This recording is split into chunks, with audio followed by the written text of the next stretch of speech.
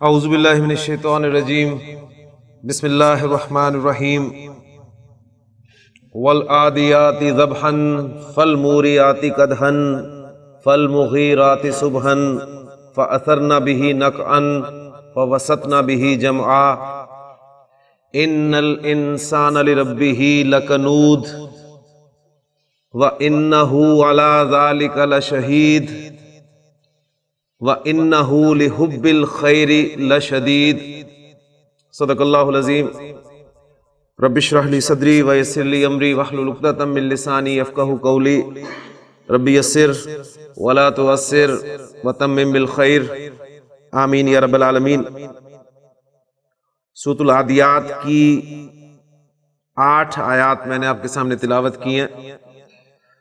سورۃ العادیات، اس میں پہلا حرف آپ دیکھ رہے ہیں واو، اور یہ واو قسمی ہے، یعنی قسم اللہ تعالیٰ جو ہے وہ کھا رہے ہیں شروع میں کہ والعادیات ضبحا، اور اس سورہ مبارکہ کے شروع میں جو قسمیں کھائی گئی ہیں ان کے حوالے سے مفسرین کا اس میں اجماع ہے کہ یہ قسمیں جو ہیں وہ گھوڑوں کے متعلق کھائی گئی ہیں۔ والعادیات ضبحا قسم ہے سرپٹ دوڑنے والے گھوڑوں کی، جب وہ ہانپتے ہوئے دوڑتے ہیں۔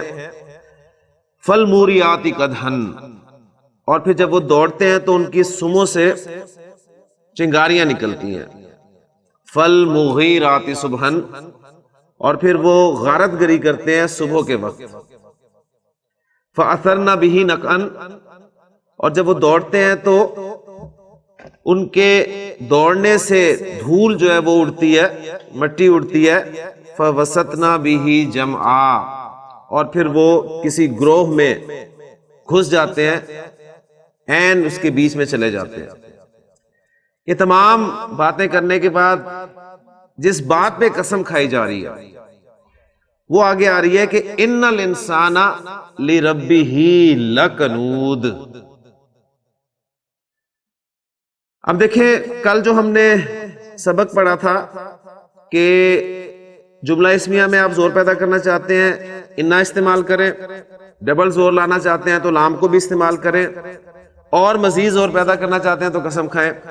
جیسے اس کی بہترین ایگزامپل آپ کے سامنے سورۃ العصر کی صورت میں آئی تھی کہ والعصر ان الانسان لفی خسر، زمانے کی قسم، یعنی ایک پہلے کسی بات پہ کسی چیز پہ قسم کھائی جائے گی اور اس کے بعد جس بات پہ قسم کھائی جائے گی اس کو بیان کیا جائے گا۔ تو کس بات پہ قسم کھائی گئی کہ تمام انسان ایک بہت بڑے خسارے میں ہے۔ تو یہاں بھی جن کی قسم کھائی گئی وہ شروع میں آ گئے، اور کس بات پہ قسم کھائی گئی کہ ان الانسان لربہ لکنود، یقیناً انسان تو اپنے رب کا بڑا ہی ناشکرا ہے۔ قرآن مجید کے اولین مخاطب عرب ہیں، اور اللہ تعالیٰ نے عرب کو جو باتیں سمجھائی ہیں وہ ان کے مشاہدے کی چیزوں کے حوالے سے ہی سمجھائی ہیں۔ عرب کو آپ دیکھیں گے جو مثالیں قرآن نے دی ہیں، مثلا قرآن نے انہیں شرک کتنی خوبصورت ایگزامپل دے کے سمجھایا کہ الذین تدعون من دون اللہ، وہ جنہیں تم اللہ کو چھوڑ کر پکارتے ہو، جنہیں تم اللہ کے علاوہ جنہیں پکارتے ہو، ما یملکون من قطمیر، وہ قطمیر جتنا بھی اختیار نہیں رکھتے۔ اب یہ قطمیر، اس کا ترجمہ آپ دیکھیں گے مصحف میں تو آپ کو لکھا ہوا ملے گا ذرا بھی اختیار نہیں رکھتے۔ اب قطمیر کے معنی ذرا بھی کے نہیں ہیں۔ اب جیسے میں نے عرض کیا کہ اولین مخاطب عرب ہیں، اور عرب کے مشاہدے کی چیزوں سے اللہ تعالیٰ نے انہیں بات سمجھانے کی کوشش کی ہے۔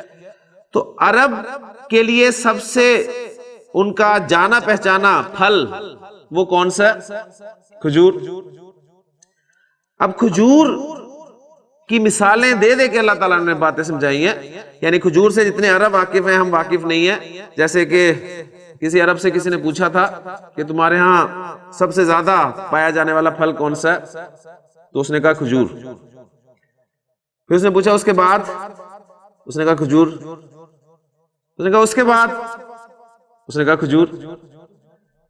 اس نے پوچھا کیا تمہارے ہاں کھجور کے علاوہ بھی کچھ پایا جاتا ہے؟ اس نے کہا جی ہاں۔ کہنے لگا کیا؟ کہتا کھجور۔ تو کھجور کی مثالیں دے دے کے اب کتمیر دیکھیں کسے کہتے ہیں؟ کھجور کی گٹھلی، اس گٹھلی پر آپ نے اگر غور کیا ہو تو اس پہ ایک باریک سی جھلی ہوتی ہے، اس جھلی کی کوئی ویلیو ہے؟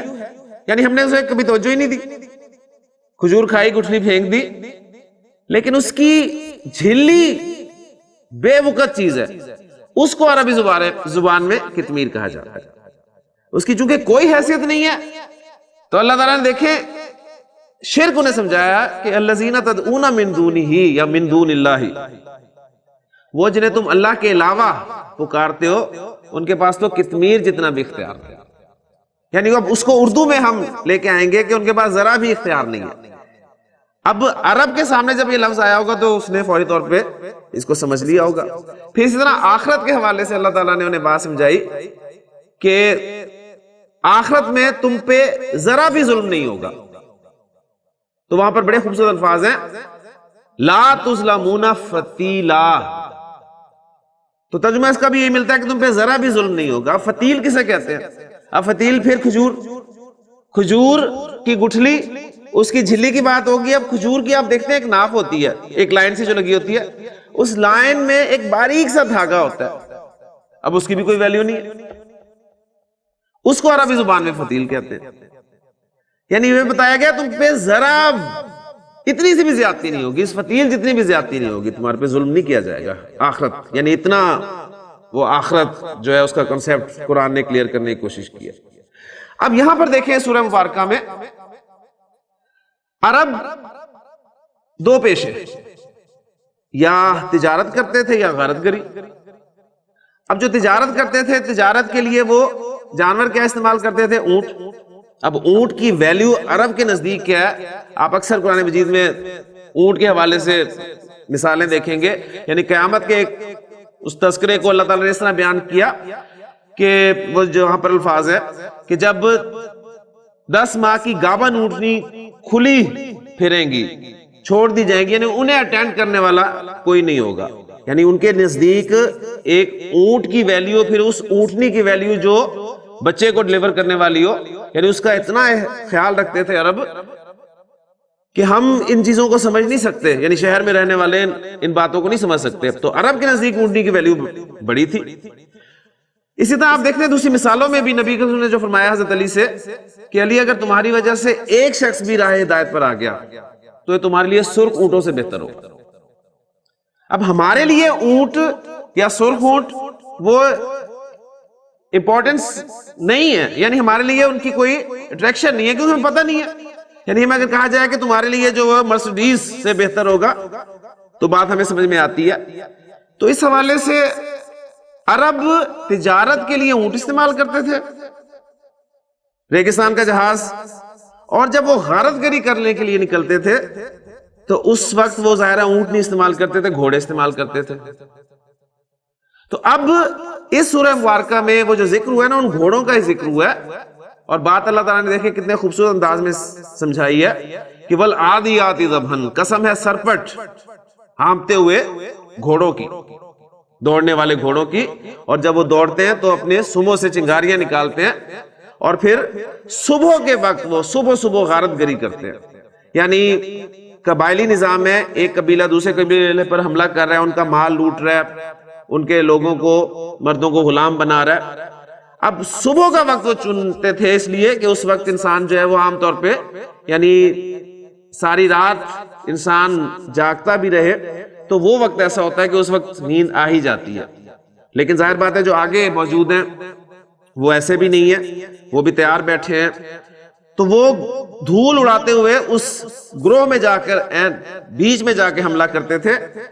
تو اب وہ جو ریزسٹ کر رہے ہیں آگے سے، وہ تیر چلا رہے ہیں، تلواریں ہیں ان کے پاس، نیزے ہیں ان کے پاس، اب وہ جوابی کاروائی کر رہے ہیں۔ اب انسان جو ہے وہ اونٹ اسے گھوڑے کو کھلاتا ہے، اسے سردی سے بچاتا ہے، اسے دھوپ سے بچاتا ہے، یعنی اس کا خیال رکھتا ہے، اور اس کے بدلے میں وہ اسے کیا چاہتا ہے کہ یہ میری بات مانے۔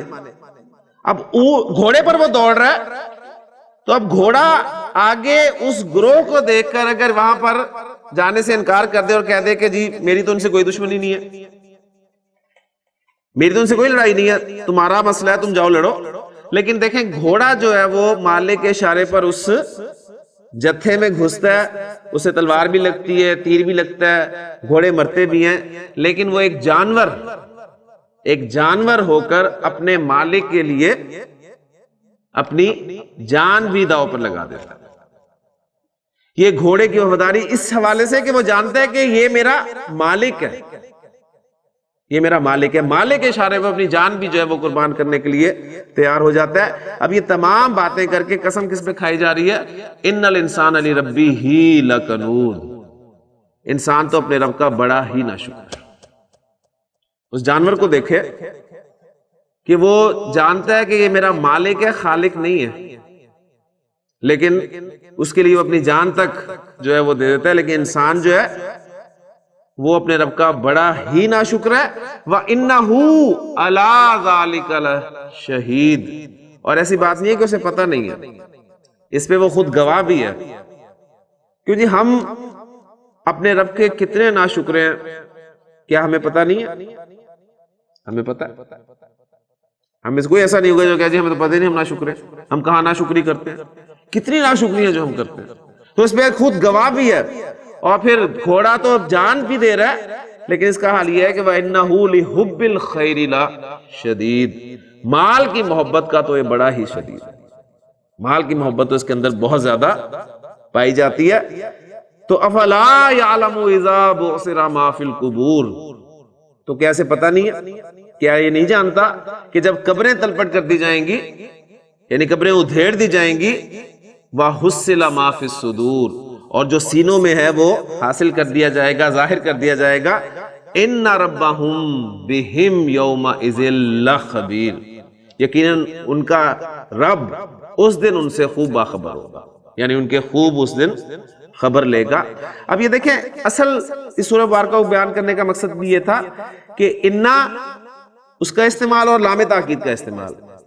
ان الانسان، انا کے بعد اسم حالت نصب میں، لربہ لکنود، وہ دیکھیں لام جو ہے وہ آپ کو مل گیا تو ڈبل زور کے ساتھ. پھر انہ علی ذالک لشہید، انا اور لام اور انا کا استعمال ضمائر کے ساتھ. وَإِنَّهُ لِحُبِّ الْخَيْرِ لَشَدِيدٌ، اس میں بھی وہی اسلوب آیا. اور پھر آخری آیت دیکھیں، إِنَّ رَبَّهُمْ بِهِمْ يَوْمَئِذٍ لَخَبِيرٌ، انا بھی ہے اور لام بھی ہے. آپ دیکھیں کتنا یعنی زور آپ کو جو ہے سورہ مبارکہ میں ملتا ہے. اور ایسی بے شمار صورتیں ہیں، کم از کم انا اور لام پڑھنے کے بعد میں سمجھتا ہوں کہ قرآن مجید جب آپ پڑھیں گے تو انشاءاللہ تعالیٰ آپ کو پتہ چلے گا کہ یہاں پر کس انداز میں بات کی گئی ہے، کتنا زور ہے. اور یہی اصل میں ذہن میں رکھیے گا کہ بلاغت کہلاتی ہے. یعنی بلاغت یہ ہوتی ہے کہ جس قسم کا تقاضا کیا جا رہا ہے، جس قسم کے کلام کا تقاضا کیا جا رہا ہے، اسی قسم کا کلام جو ہے وہ بولا جائے.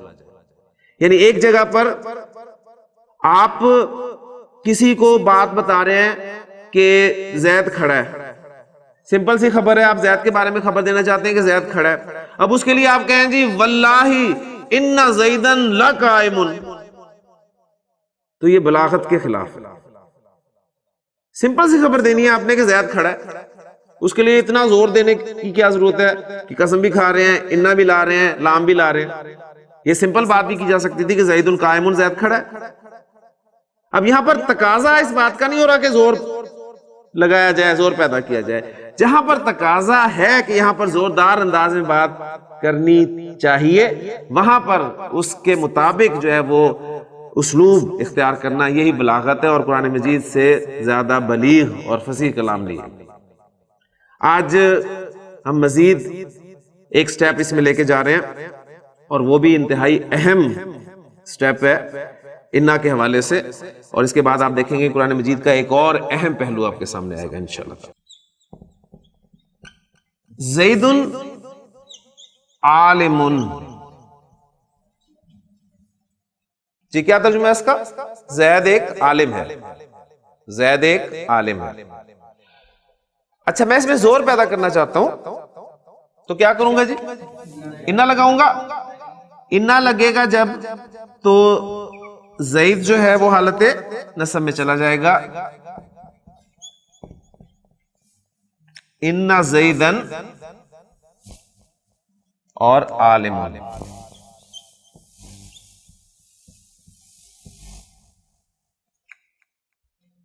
ٹھیک ہو گیا؟ اچھا اب انا کے بارے میں آپ پڑھ چکے ہیں کہ اس نے مبتدا کو حالت نصب میں لے کے جانا ہے اور وہ لے کے جا رہا ہے۔ وہ مبتدا چاہے مؤخر ہو چاہے اپنی جگہ پر موجود ہو، اس نے مبتدا کو افیکٹ کرنا ہے۔ اب میں آپ کو بتانے لگا ہوں کہ انا کے بعد اگر ایک حرف ما آ جائے، انا کے بعد ایک حرف ما آ جائے، انما، اور آپ قرآن مجید پڑھنے والے اس لفظ سے واقف ہیں، انما، انا کے بعد حرف آ گیا ما۔ اب اس انا کے بعد آنے والے ما نے کیا کیا یہ آپ مجھے دیکھ کے بتائیں گے۔ انما زید عالم، اس ماں نے کیا کیا؟ انا کا جو اثر تھا حالت نصب میں لے کے جانے والا مبتدا کو، اس کو اس نے روک دیا، ختم کر۔ کلیئر ہو گیا؟ اچھا پہلے اس کو سمجھ لیں کہ اس نے کرنا کیا ہے، اس کے بعد اس کے معنی کیا بنتے ہیں وہ میں واضح کرتا ہوں آپ کے سامنے انشاءاللہ تعالی۔ تو انا زیدن عالم، انما زید عالم، یعنی اس ماں نے انا کے اثر کو زائل کر دیا، ختم کر دیا، روک دیا۔ اب پہلی بات نوٹ کریں کہ اس ماں کو کہیں گے کیا، یہ کون سا ماں ہے؟ کیونکہ آج سے آپ جو ہے وہ ماں پڑھنے کا کام جو ہے شروع کر رہے ہیں، یعنی پہلا ماں آپ کے سامنے آ گیا، اس کے بعد آپ بہت سارے ماں جو ہیں وہ پڑھیں گے آگے، ٹھیک؟ تو یہ پہلا ماں آپ کے سامنے آ گیا۔ یہ ماں جو انا کے ساتھ لگا ہوتا ہے اور انا کے اثر کو روکنے کے لیے استعمال ہوتا ہے، اس کو کہا جاتا ہے مائے کافہ۔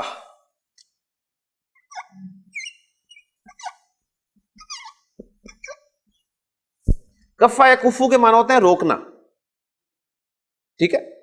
تو ہاں جی، تو کافہ روکنے والی، یعنی ماں، اور حروف جو ہے یہ چونکہ مؤنث شمار ہوتے ہیں اس لیے اس کے حوالے سے مائے کافہ اسے کہا جاتا ہے، یعنی روکنے والی ماں، ٹھیک؟ یعنی کس کو روکنے والی؟ انا کے اثر کو روکنے والی ماں۔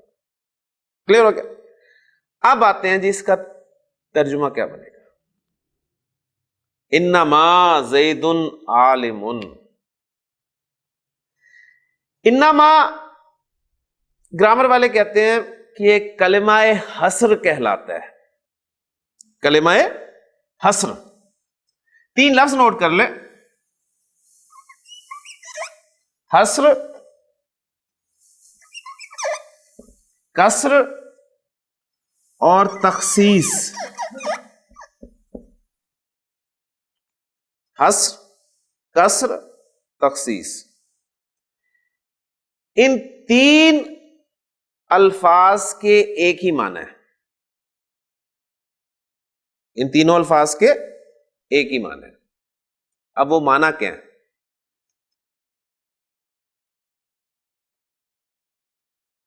حصر، کسر اور تخصیص یہ کہتے ہیں ایک چیز کو دوسری چیز کے ساتھ خاص کر دینا، ایک چیز کو دوسری چیز کے ساتھ خاص کر دینا، ایک چیز کو دوسری چیز میں بند کر دینا، ایک چیز کو دوسری چیز میں بند کر دینا۔ تو حصر، کسر اور تخصیص تینوں ایک ہی معنی میں استعمال ہوتے ہیں۔ اب اس نے کس نے بند کر دیا، کس کو بند کر دیا، اب اس کو سمجھ لیں۔ انما آیا زید عالم، اس کا ترجمہ بنے گا، اور پھر آپ خود غور کر کے بتائیں گے کہ کیا ہوا ہے۔ اس کا ترجمہ بنے گا زید صرف ایک عالم ہے. انما زید عالم، زید صرف ایک عالم ہے. اس میں اصل میں یہ ہوتا ہے مخاطب کے اعتبار سے. مخاطب جو ہے وہ زید کو سمجھ رہا تھا کہ وہ عالم بھی ہے اور وہ مفتی بھی ہے. ٹھیک ہے. آپ نے انما استعمال کر کے انما زید عالم، اس کے مفتی ہونے والا جو ہے وہ ختم کر دیا اور اس کو یعنی مخصوص کر دیا عالم کے ساتھ. میں کہا زید صرف ایک عالم ہے، یعنی اور کچھ نہیں والی بات نہیں کریں گے ذہن میں، اس لیے کہ زید انسان بھی تو ہے. زید انسان ہے، زید جاندار ہے، ٹیچر ہے، اور بھی کچھ ہو سکتا ہے. لیکن یعنی وہ مخاطب کے ذہن میں جو دو باتیں تھی نا کہ زید مفتی بھی ہے اور عالم بھی ہے، آپ نے یہ جملہ بول کر یعنی انما لا کر اس کے ایک خیال کو جو ہے وہ دور کر دیا اور آپ نے یعنی زید کو بند کر دیا علم میں. ٹھیک ہے نا. یعنی اس وقت جو مخاطب کے ذہن میں جو دو چیزیں تھی کہ زید عالم بھی ہے اور زید مفتی بھی ہے، تو آپ نے کہا کہ نہیں، زید انما زید عالم، زید صرف ایک عالم. جیسے آپ مجھ سے سوال کرتے ہیں، آپ مجھ سے پوچھ لیتے ہیں، فقہ کے سوال پوچھنے شروع کر دیتے ہیں. ٹھیک ہے. تو میں آپ سے کہوں گا انما انا مدرس، انما انا مدرس، میں صرف ایک مدرس ہوں، یعنی میں مفتی نہیں ہوں. آپ نے مجھے مفتی سمجھ کے میں سے سوال کیا نا فقہ کا، بات فالو کر رہے ہیں نا. تو میں نے انما انا مدرس کہہ کے کلیئر کر دیا کہ میں صرف ایک مدرس ہوں. تو یہ انما جو ہے یہ حصر کے لیے استعمال ہوتا ہے، یہ قصر کے لیے استعمال ہوتا ہے، یہ تخصیص کے لیے استعمال ہوتا ہے. کلیئر ہو گیا. اور یہ بہت اہم چیز ہے، آپ کو قرآن مجید میں بہت جگہ پر ملے گا یہ. ہاں، جیسے ابھی ایگزامپلز میں آپ کے سامنے رکھتا ہوں. تو پہلا کام آپ نے یہ کرنا ہے کہ اس مائے کافا کا آپ نے جو ہے وہ کام نوٹ کیا. یہ کیا کرتا ہے؟ انا کے ساتھ استعمال ہوا اور اس نے انا کے اثر کو روک دیا. اچھا، کچھ لوگ کہتے ہیں کہ یہ انما ایک ہی لفظ ہے، یعنی اس میں یہ دو جوڑنے کی ضرورت نہیں ہے، بس ایک کلمہ حصر کے طور پہ استعمال ہوتا ہے. لیکن زیادہ جو آپ وہ دیکھیں گے کہ انا کے ساتھ یہ ما لگتا ہے اور یہ اس انا کے اثر کو جو ہے وہ ختم کر دیتا ہے، روک دیتا ہے. اب میں مزید اس کی ایگزامپلز آپ کے سامنے لے کے آتا ہوں. الاعمال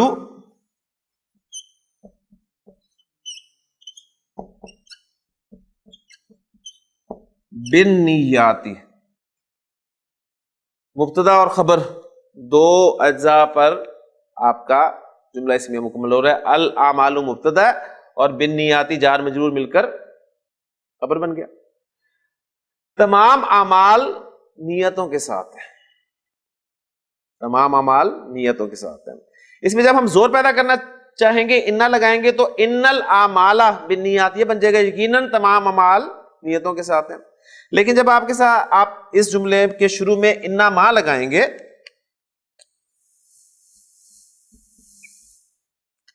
تو یہ دیکھیں آپ جو مبتدا ہے الاعمال وہ حالت رفع میں رہے گا، انما الاعمال بالنیات. اس کا ترجمہ، اس حدیث کا ترجمہ آپ کیا کرتے ہیں؟ بے شک تمام اعمال کا دار و مدار نیتوں پر ہے. اس سے کہا نا، تب دیکھیں وہ دار و مدار وغیرہ ایسے کوئی نہیں ہے، یعنی اعمال صرف نیتوں کے ساتھ ہے، اعمال صرف نیتوں کے ساتھ. بس ظاہر بات ہے وہ یعنی آپ نے وہ حصر کا مفہوم پیدا کیا نا اس حوالے سے، تو وہ اردو میں ہم نے اس کے لیے دار و مدار کا لفظ جو ہے استعمال کر لیا کہ جی اعمال کا دار و مدار نیتوں پر ہے، یعنی اعمال صرف نیتوں کے ساتھ ہے. کلیئر ہو گیا نا. تو یہ آپ کے سامنے آ گیا. پھر دیکھیں قرآن مجید میں بہت ساری ایگزامپلز ہیں. وَإِذَا قِيلَ لَهُمْ لَا تُفْسِدُوا فِي الْأَرْضِ، جب ان سے کہا جاتا ہے کہ زمین میں فساد مت پھیلاؤ، قالو تو کہتے ہیں انما نحن مصلحون. دیکھیں جملہ سامنے رکھیں گے تو بالکل بات کلیئر ہو جائے گی. نحن ہم، مصلحون ہم اصلاح کرنے والے ہیں. اب جب اس کے شروع میں اگر انا لگتا خالی انا تو وہ انا پلس نحنو از اکول ٹو انا، یہ بن جاتا نا انا مصلحون، بے شک ہم اصلاح کرنے والے ہیں. لیکن کیا الفاظ آ رہے ہیں؟ انما. اب انما جب لگ گیا تو پھر مبتدا جو ہے وہ حالت رفع میں آئی آئے گا، انما نحن مصلحون، ہم تو صرف اصلاح کرنے والے ہیں. ٹھیک ہے، یعنی وہ جو دو چیزیں تھیں نا ان کے، یعنی تم فساد پھیلا رہے ہو، تو انہوں نے کہا نہیں ہم فساد نہیں پھیلا رہے، ہم تو صرف اصلاح کر رہے ہیں. ترجمہ کریں، انا رسول ربی کی، بلکہ میں پوری آیت ہی آپ کے سامنے لکھوں تاکہ آپ کو مزہ آئے اس آیت کے پڑھنے کا اور سننے کا. انما، یعنی انما، آپ نے نوٹ یہ کرنا ہے کہ انما کے بعد آپ کو حالت رفع میں ہی اسم نظر آئے گا. انما انا رسول ربی کی. حضرت مریم سلام اللہ علیہا کے پاس جب حضرت جبریل علیہ السلام آئے ہیں، بڑے خوبصورت الفاظ ہیں قرآن مجید میں کہ فتمثل لہا بشرا سویا، تو انہوں نے ان کے لیے ایک بشر کی جو ہے شکل اختیار کی. تو قالت، کہنے لگی، انی اعوذ بالرحمن منک ان کنت تقیا، میں الرحمن کی پناہ میں آتی ہوں تجھ سے اگر تو اللہ سے ڈرنے والا ہے. تو قالا، کہنے لگے، انما انا رسول ربی کی، میں تو صرف تیرے رب کا بھیجا ہوا ہوں، لِأَهَبَ لَكِ غُلَامًا زَكِيًّا، تاکہ تجھے پاکیزہ لڑکا عطا کروں. ٹھیک ہے، اور پھر آگے بڑا خوبصورت مقام ہے قرآن مجید کا. تو انما انا رسول ربی کی، میں تو صرف تیرے رب کا بھیجا ہوا ہوں. یعنی وہ جو سمجھ رہی تھی اس سے نہیں، میں تو تیرے رب کا بھیجا ہوا ہوں. بات سمجھ میں آ گئی نا؟ اسی طرح قرآن مجید کہتا ہے انما الہکم الہ واحد، تمہارا الہ صرف ایک الہ ہے. ٹھیک ہے نا؟ انما الہکم الہ واحد، تمہارا الہ صرف ایک الہ. پھر اسی طرح نبی کے سے سورہ ملک میں یقولون متی ھذا الوعد ان کنتم صادقین، یہ آپ سے پوچھتے ہیں کہ یہ وعدہ کب پورا ہوگا، قیامت کب آئے گی. قل، تو انہیں بتا دیجئے، انما العلم عند اللہ، انما العلم عند اللہ، اس کا علم تو صرف اللہ کے پاس ہے.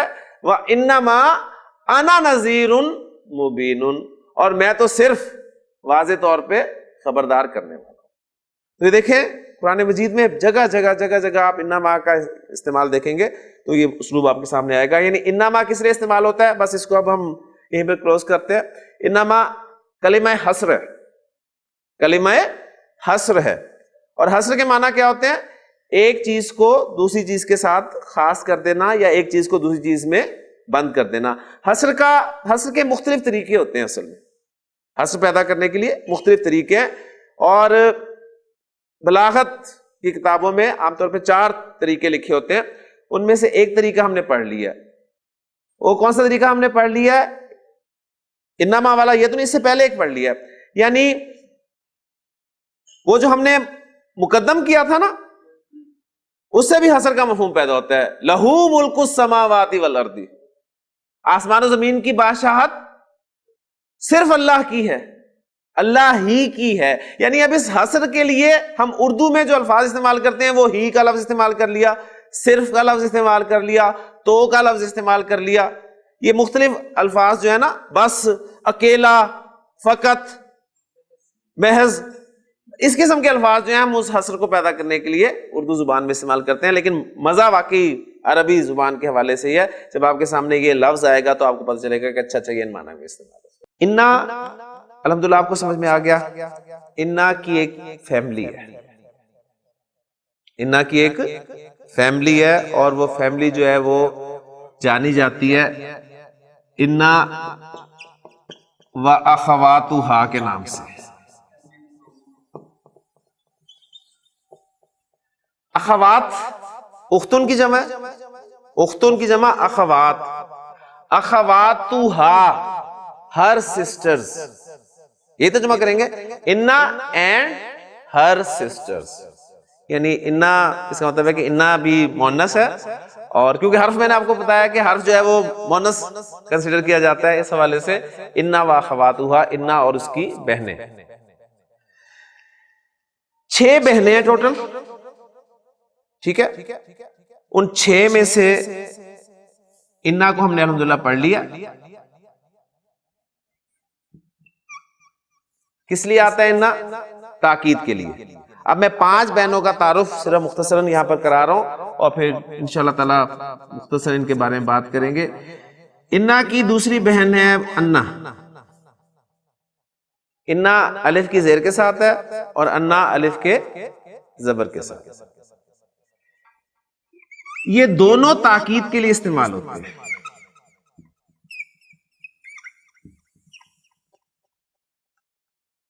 تاکید کے لیے۔ تیسرے کا انا،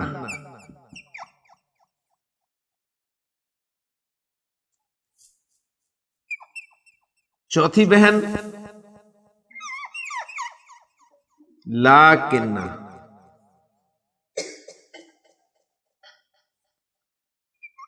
پانچویں لا اللہ، اور چھٹی لیتا۔ یہ 6 آپ کو حروف یاد ہونے چاہیے۔